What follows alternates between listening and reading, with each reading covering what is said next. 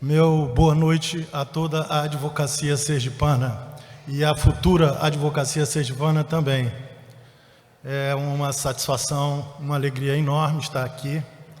Como disse meu amigo, meu presidente do STJD do futebol, Superior Tribunal de Justiça Desportiva do Futebol, Dr. José Perdiz de Jesus, é uma honra porque sou filho de sergipano.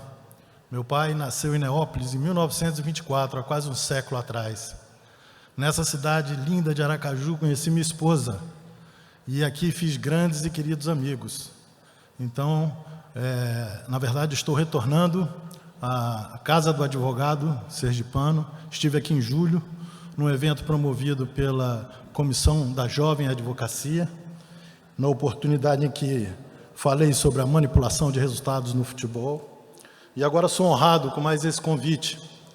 Então, quero agradecer ao presidente Daniel Alves Costa, na pessoa de quem cumprimento novamente todos os advogados do Estado de Sergipe. Aqui está presente o doutor Cristiano Barreto, conselheiro federal pela OAB de Sergipe, a quem também cumprimento. Cumprimento novamente o meu presidente do STJD, doutor José Perdiz de Jesus, e, na pessoa dele, a todos os operadores do direito esportivo, aos atuais e aos futuros operadores do direito esportivo. A aposta que ele fez eu endosso. Daqui a 10 anos, cobrem a ele e cobrem a mim. O direito desportivo é um grande filão para a advocacia. Pensem nisso. É difícil a gente falar aqui, depois de tantos palestrantes que defenderam aqui suas teses com tanto denodo, com tanto brilhantismo, mas com isso também nós aprendemos, né? E também podemos usar os ganchos que foram dados. E o primeiro deles é o da doutora Selma. Eu acho que eu vou estourar o tempo. E também eu quero usar o gancho do doutor Igor Mascarenhas, que falou no painel sobre a advocacia contemporânea, que ele falou sobre o Precaju, mas que grande festa é essa que nós estamos tendo da advocacia sergipana, uma festa sublime e grandiosa. Eu quero cumprimentar também a presidente do nosso painel de Inclusão e Diversidade, doutora Carla Caroline de Oliveira, nossa mediadora, doutora Clara Arlene Ferreira, nossa secretária, doutora Thaisa Ribeiro, as minhas colegas, doutoras Isabela Paranaguá e a doutora Silvia Souza, como disse nossa presidente, a primeira mulher negra a presidir a Comissão de Direitos Humanos da OAB, e o faz com maestria, com muito brilhantismo. Meus cumprimentos, doutora Silvia. Senhores, inicialmente, embora possa parecer que eu não tenha lugar de fala, como disse também o doutor Igor na sua exposição, lugar de fala sobre o racismo, por ser um homem branco, mas eu tenho descendência negra. O avô do meu pai, sergipano, era negro. E, embora possa parecer que eu não tenha esse lugar de fala, eu tenho lugar de escuta. E desde 2016, quando passei a integrar o Superior Tribunal de Justiça Desportiva, tenho lugar de combate, de prática de combate a todo tipo de discriminação. Então, desde logo, eu me coloco à disposição de todos aqui presentes para que me corrijam em eventuais erros que eu possa ter no uso de expressões ou termos que não sejam corretos. Serão muito bem-vindas qualquer reparação à minha manifestação. O tema é muito envolvente, o tema é o da discriminação, e é de suma importância, é fundamental para o esporte sadio, o esporte que é um dos maiores condutores do bem-estar social. E me permitam fazer uma pequena introdução, citando um breve trecho da longa história do Brasil. Eu faço uma pergunta: quem aqui já ouviu falar de Correia de Oliveira, um senador durante o Brasil Império? Acredito que poucos ouviram falar. É um personagem esquecido da nossa história, pois durante as sessões de debate sobre a abolição da escravatura, ele era um dos defensores mais ferrenhos da manutenção do cativeiro. Mas garanto que muitos aqui, ou todos, já ouviram falar de Luiz Gama e Joaquim Nabuco, os abolicionistas. O Tribunal da História os julgou. Pergunto ainda, Quem ouviu falar de Lacerda Coutinho, deputado congressista dos mais ferrenhos contra o voto feminino, que só passou a existir em 1932 por decreto de Getúlio Vargas? Acho que ninguém. Eu mesmo não conhecia. Mas todos aqui já ouviram falar de Berta Lutz, pois esta foi a pioneira, a lutadora pioneira pelo sufrágio feminino. Mais uma vez, o Tribunal da História foi implacável. Eu trago esses exemplos para traçar um paralelo. Nós estamos aqui falando de um país que é marcado e parido sobre o signo da violência. Falei de duas comunidades sociais que sofrem violência cotidiana, mulheres e negros, mas devemos incluir outras tantas, como os indígenas, e neste caso específico, a comunidade LGBTQIA+. Cada um desses segmentos vive as suas dores, e com seus agravantes. Se a mulher e o negro, ao entrarem aqui na sala, não tem como esconder as suas marcas, né? Os seus signos marcantes, seja pela cor da pele, seja pelo seu sexo, isso se torna muito mais difícil quando se trata da comunidade LGBTQIA+. Estão submetidos a diversas violências, física, moral, sexual, que infelizmente banalizamos, porque vivemos numa estrutura chamada heteronormativa. Aí vem as piadas, os deboches, os xingamentos, diversos impropérios.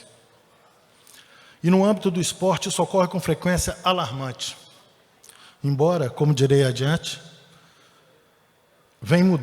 isso vem mudando diante das ferramentas, diante de todo o aparato do direito desportivo, principalmente pela aplicação das normas já existentes e reforçadas agora com o advento da recente Lei Geral do Esporte, a Lei número 14.597, de 14 de junho desse ano.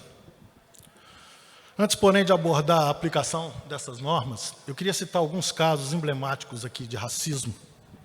E eu começo citando o caso do Clube de Regatas Vasco da Gama em 1924, exatamente um século atrás, o ano de nascimento do meu pai, que inclusive era vascaíno.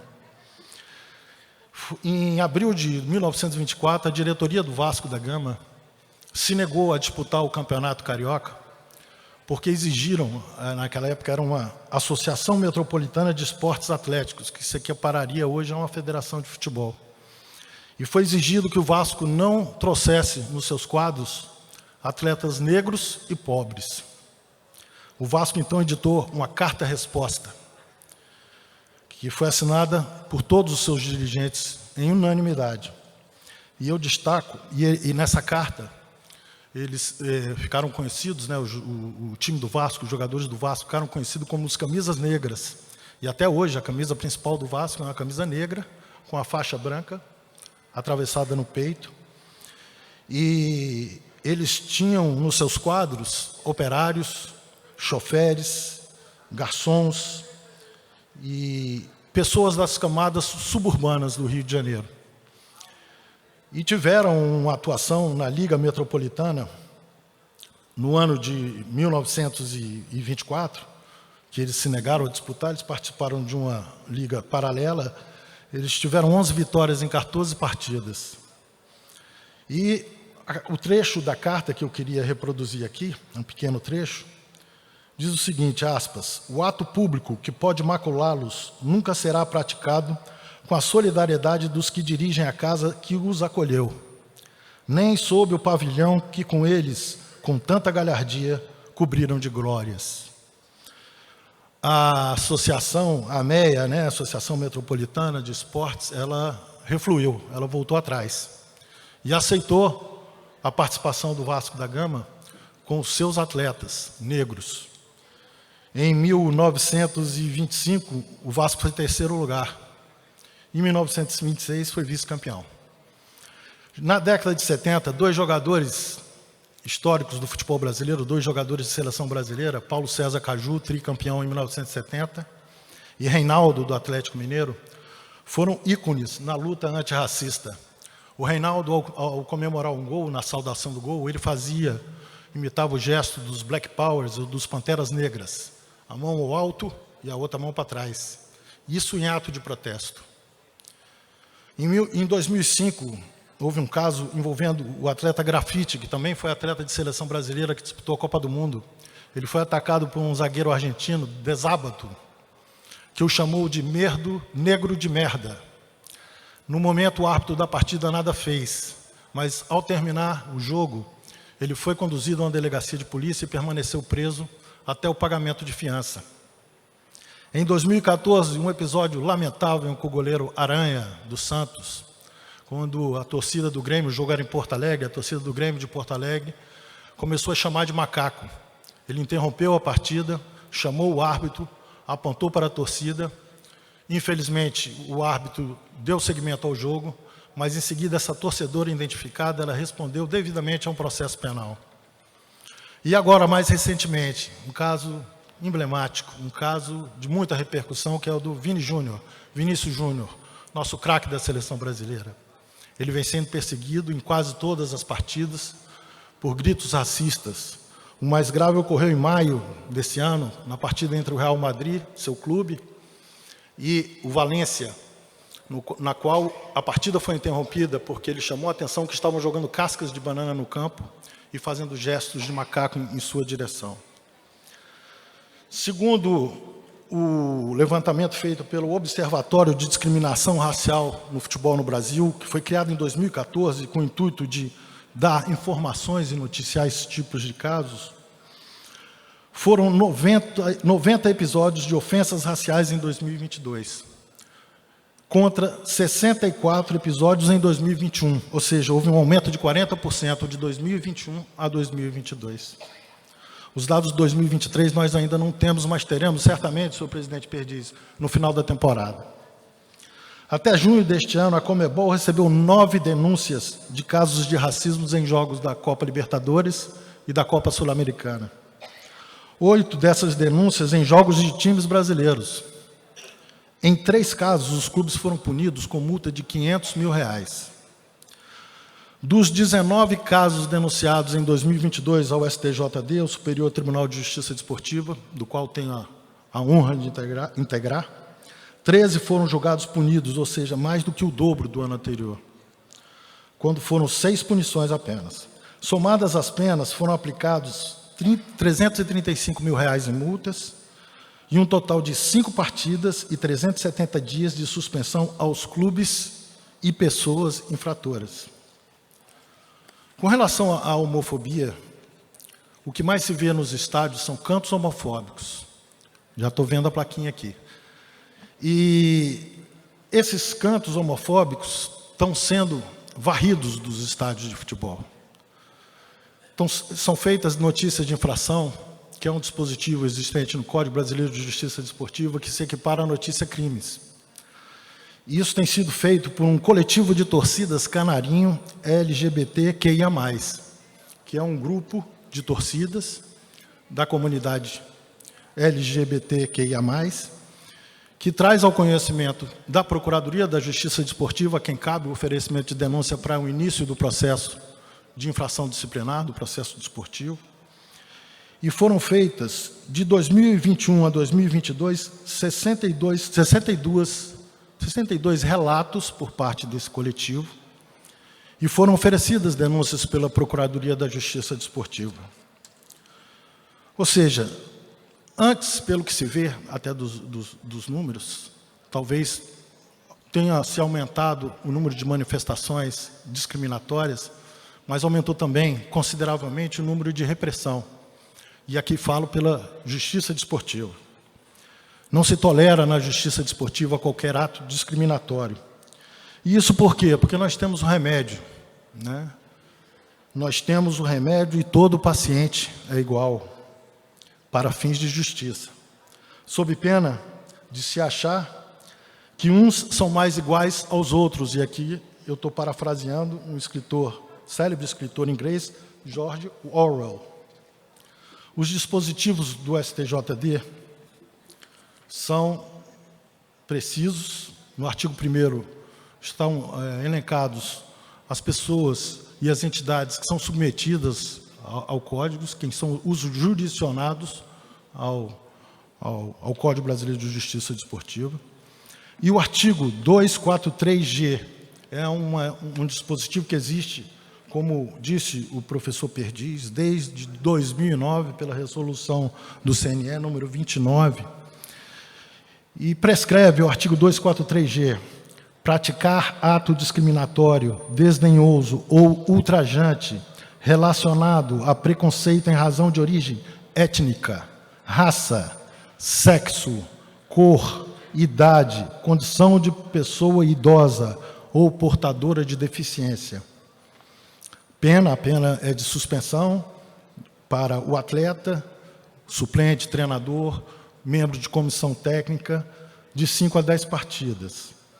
E de 120 a 360 dias, se praticada por qualquer outra pessoa natural submetida ao Código. Aí eu posso dar como exemplos os dirigentes, né, pessoas que não assinam a súmula da partida.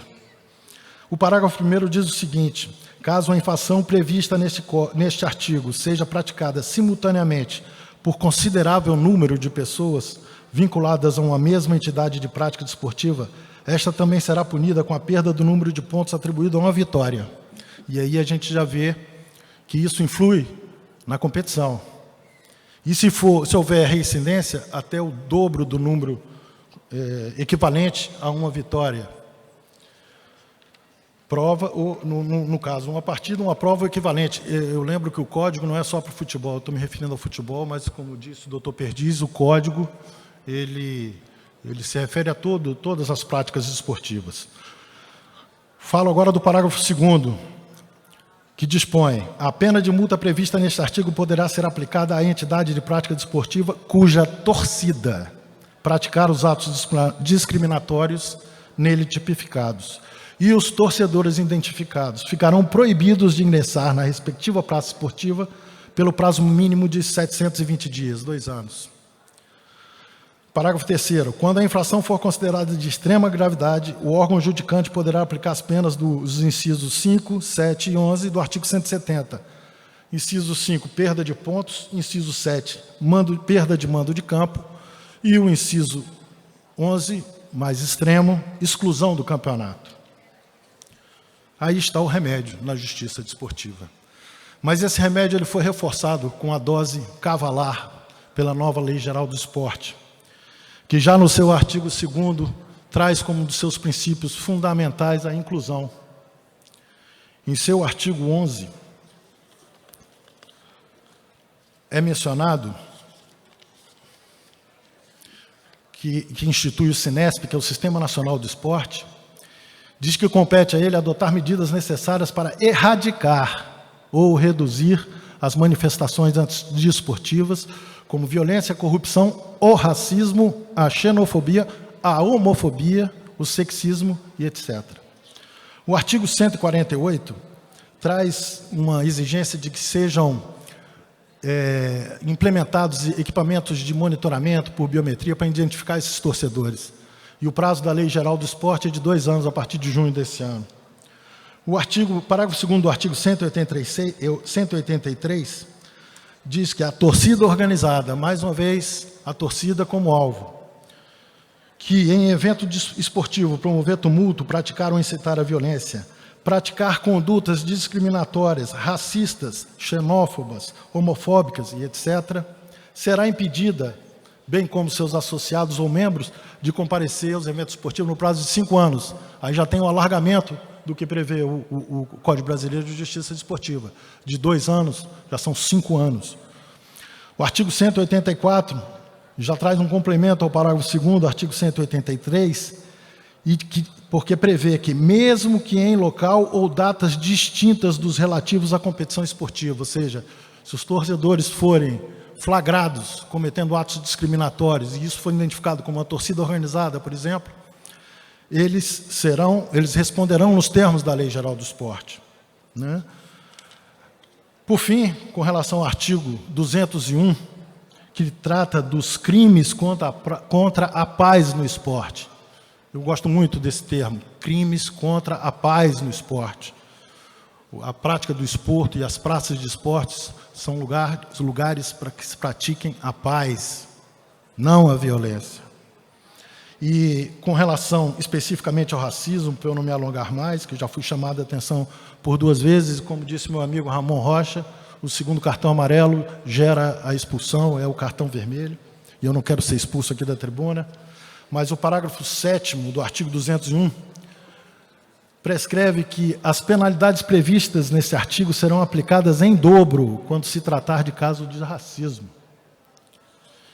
Enfim, senhores, o que nós vemos aqui é que nós, como operadores do direito desportivo, nós temos instrumentos e ferramentas, se não para erradicar, para banir isso do estádio, mas para reduzir drasticamente até o dia que isso passe a não existir mais. Eu vou terminar a minha fala, mas agradecendo. Eu tive diversas fontes para preparar essa minha exposição, mas eu quero agradecer 2 pessoas aqui presentes, que é o meu presidente, José Perdiz, meu colega de comissão disciplinar. Eu sou presidente da primeira comissão disciplinar e tenho a imensa satisfação e o orgulho de dizer que me louvo muito em ouvir o meu amigo Ramon Rocha, que é um extremo conhecedor de direito esportivo. Esses 2 são minhas fontes. Eu quero citar também um procurador do STJD, eu acho que ele, inclusive, não faz mais parte dos quadros, porque ele assumiu um cargo no Ministério Público do Rio Grande do Sul, que é o doutor Pedro Ortmann, que muito me auxiliou também nesse estudo. E, para terminar, louvando o direito desportivo que preza, né, como foi usado desta tribuna, o termo paridade de armas. A paridade de armas tem que existir no esporte. A igualdade de desempenho tem que existir no esporte. Então, vocês imaginem como não fica a cabeça e o desempenho do atleta quando ele é atacado cruelmente e covardemente por atos discriminatórios, principalmente os atos racistas e homofóbicos. Terminando agora, efetivamente, né, eu quero dizer que o espírito da legislação desportiva é esse, com esses dispositivos citados. E cabe a nós, como operadores do direito desportivo, manter um lema que seria o seguinte: nenhum negro voltará para a senzala, nenhuma mulher ficará somente na cozinha, nenhum membro LGBTQIA+, ficará no armário. Nós nos encontraremos todos nos estádios de futebol. Muito obrigado.